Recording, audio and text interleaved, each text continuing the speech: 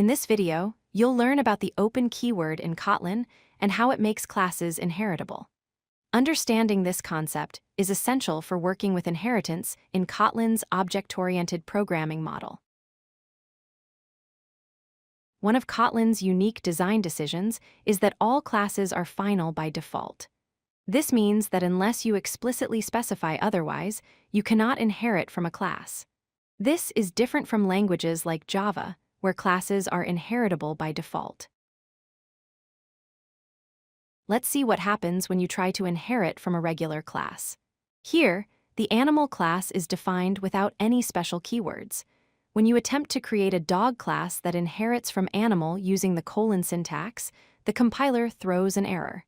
The class cannot be inherited because it's final by default. To make a class inheritable, you need to add the open keyword before the class declaration. By adding open before the animal class, you're explicitly telling Kotlin that this class can be inherited. Now, the dog class can successfully inherit from animal, and the code compiles without errors. You might wonder why Kotlin makes classes final by default. There are two main reasons. First, it provides safety by preventing unintended inheritance and modifications to your classes. Second, it enables performance optimizations because the compiler can make certain assumptions about final classes that improve runtime efficiency. The key takeaway is to use the open keyword only when you explicitly intend a class to be inherited.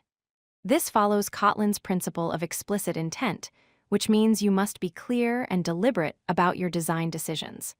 By making classes final by default, Kotlin encourages thoughtful design and prevents accidental inheritance hierarchies.